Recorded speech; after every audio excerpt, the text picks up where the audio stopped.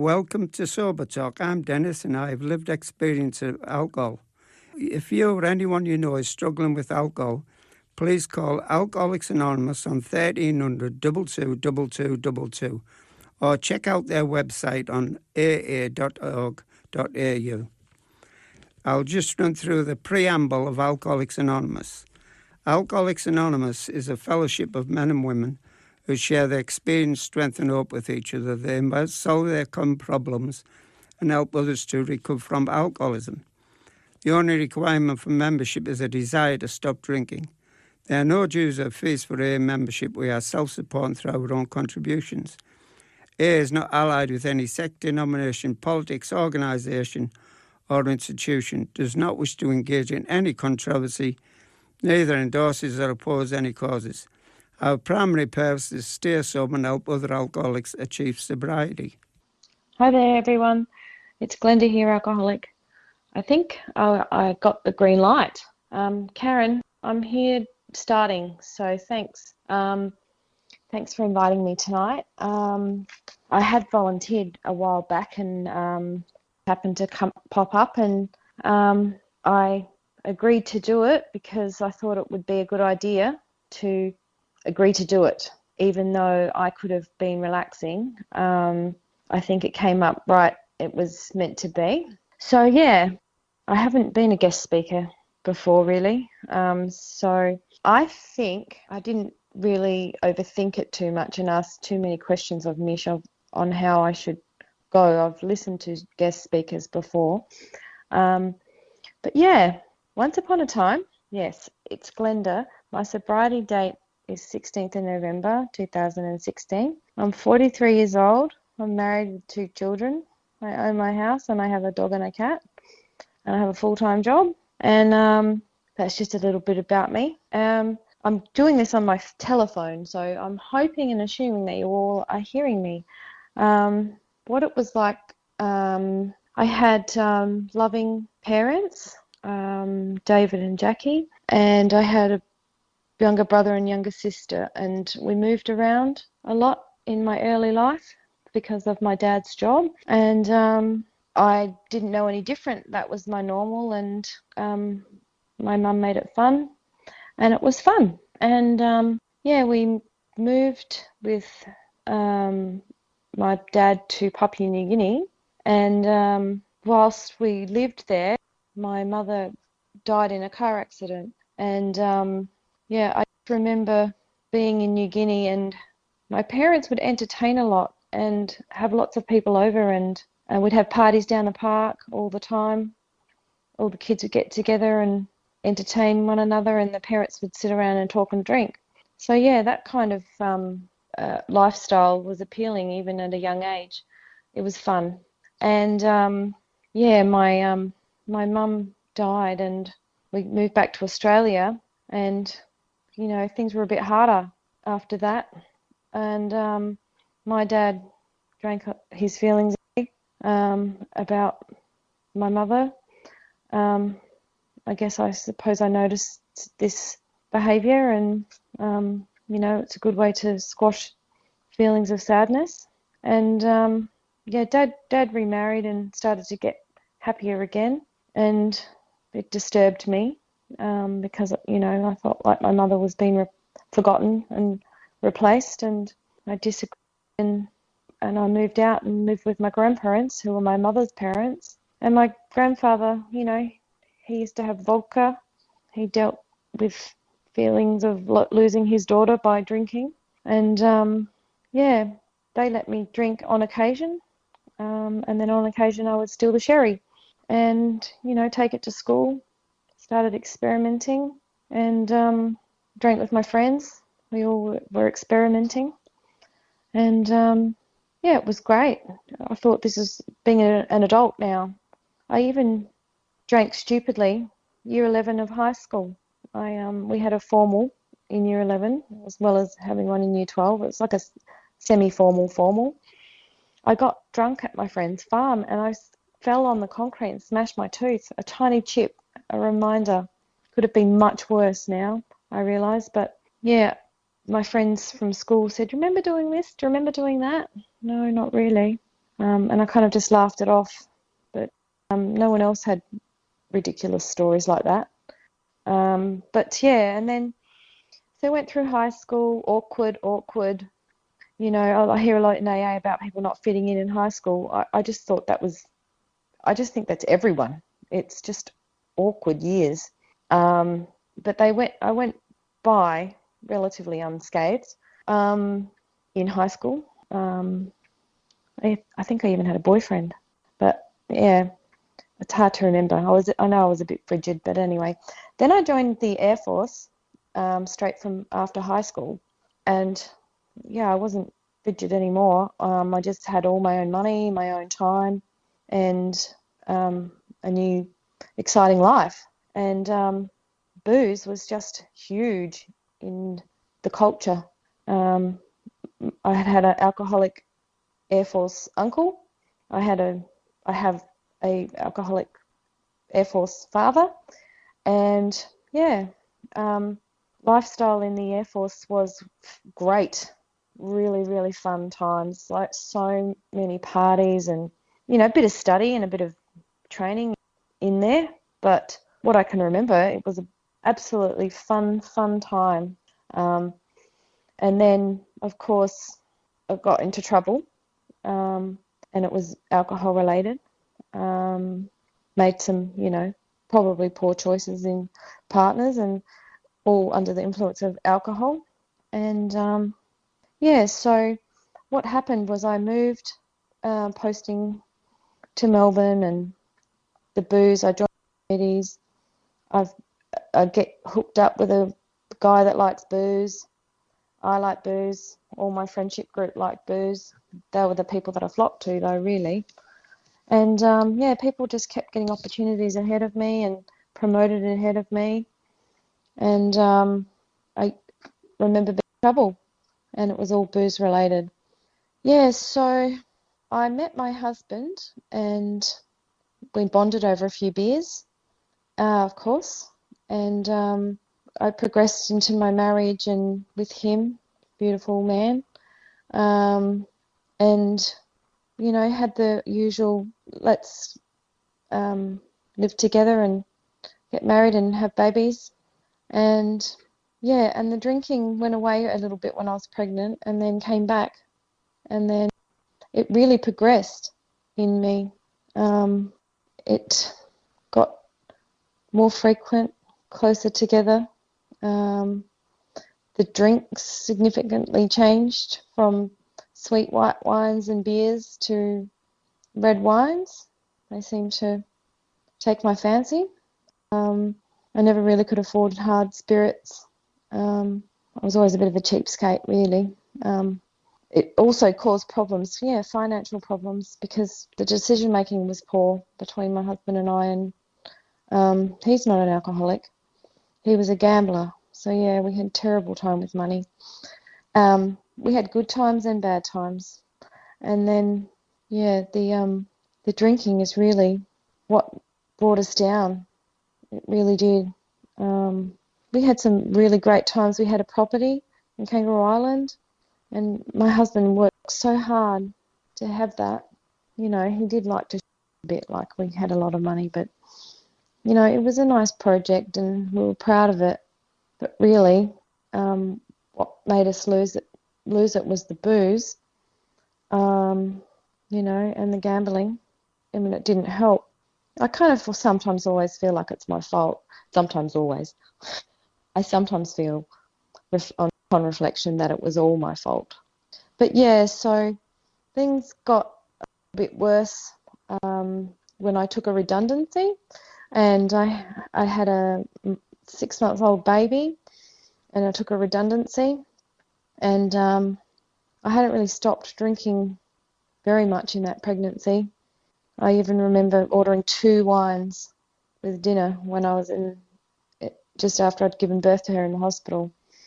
Um, and I do remember the nurse coming to take away my dinner, and I stopped her from taking away the wine, and she tutted at me. I remember that. But yeah, we moved we moved house with a 6-month-old baby, and I had redundancy money, so we got new stuff, which made Sean feel good. And I had time at home with the baby and not, needing to go out. So I just drank a lot and moved house from there when we bought our house finally. That was some terrible drinking, sorry, in that time when I was renting. I hated renting. And then we finally bought a house, and I thought get better when I move, because it's a fresh start with a new house and everything. But it didn't, and I used to hook up my trailer, pack my house up, do loads in my car and my trailer. I got very good with the tie-down strap, and drive furniture between my houses, being a removalist of my own stuff, pissed, towing a trailer. Like, what a dickhead. But yeah, so anyway, couple of years at the new house, and yeah, things declined, and I was getting really sick, and yeah, just my behaviour was just terrible, and I was really being horrible to my body. Just my skin was awful, my hair, and I'd have a shower and try and make myself look good on the outside, get up at 5:30 and do all the chores and really, really try to make things look okay. It's very tiring work. And yeah, and then I hit a rock bottom and went off to rehab for 2.5 weeks. And yeah, just started turning it around. I turned it around. I stopped drinking, and I really thought it might be my only chance to really make a go of it. So don't do it half-heartedly.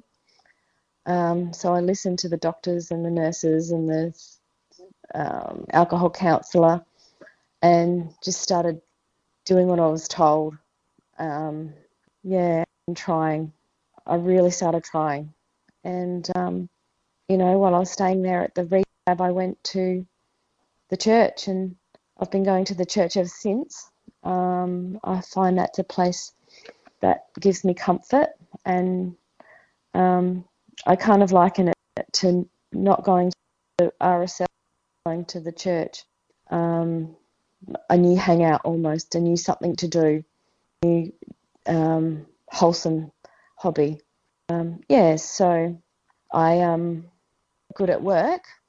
I started to be able to talk to my boss and be within a breath of her, because the paranoia from how I was living before had disappeared, and I wasn't paranoid that I was going to get in trouble for drinking at work.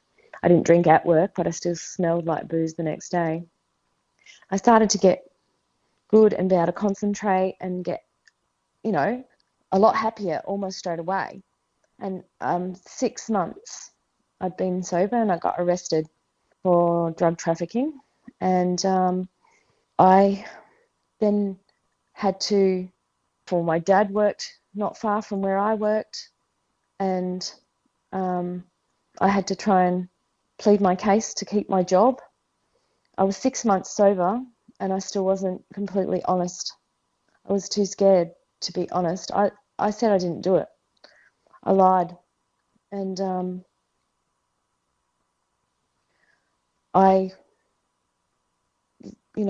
told the lawyer that I didn't know what I was doing, and made up some bullshit, and it. Um, the charges were dropped, and but I didn't get off. I still lost my job. I lost respect from my bosses, the respect of my parents, really. They still love me, by the way, and have forgiven me. But yeah, because the charges were dropped, I could have then maybe tried to fight for my job or my rights, but I had to concentrate on staying sober or fighting for a job that I realised that I didn't really like anyway, and keep lying and trying to just keep lying. Like, I had no energy for that. So I had to concentrate. I concentrated on the getting sober, and then I cleaned houses and worked my butt off, and then got another job that I loved, and just, made a decision to try and be grateful and happy, instead of feel sorry for myself. Yeah, I did end up getting a sponsor in AA and going through the steps, and made some amends, and I do find that was very helpful in dropping baggage, um, and getting on with the life, the sober living, just to get on with it. And AA's taught me, don't forget about the crappy shit that you did, but, hurry up and get on with being happy. That's one of the biggest things I've taken from it. There's just something about it. It's like a bit of a club, and it's an outing, and it's when you're feeling restless, you can go there, because it's not good to be restless. Um, so, and yeah, I'm still got a lot to learn. I do some service work, which helps keep me busy. And I can also see with some clarity that not only doing suggested things that your husband suggests, your parents suggest, people that are wiser than you suggest, take it all, consider the advice, especially if you've asked for it, and be prepared to ask for help. I can go to the doctors now with an ailment and listen and do the suggested things. Just it sounds so simple, and it just sounds, but I don't think I did those things before. I never paid attention. I thought I knew better, or I forgot the advice as soon as it was given. But now that I can sort of actively listen, AA's taught me to be a better listener, I think. And yeah, I know that I'm struggling at the moment, but I know that I can get through it. And I have the love of my sister and my dad and my husband's family. When I hear about things happening in Myanmar, I gotta I've got to be grateful for what I have. I don't have a terrible life. I just have to bring it back to gratitude. I have Wi-Fi, I have a phone and a car and a job. And if I was drinking, I probably wouldn't have any of those things. Because I was getting really, really sick, and now I'm getting better. And yeah, I think I can finish. I I appreciate being asked, and I hope that I made some kind of a sense in what I was saying. Um, I was a bit nervous, and I thought, should I prepare? Should I write notes? The alcoholic mind was going a little bit. And then I did a meditation, which was also homework that I had to do for my course that I'm doing tomorrow. So that helped me, I think. I'm sure you guys will let me know whether I sound crazy. But yeah, I love you all, and just all the glory to God. I won't forget about that, because someone definitely was looking out for me, and I prayed that I would speak the good words tonight. So I hope that prayer came true. Thank you.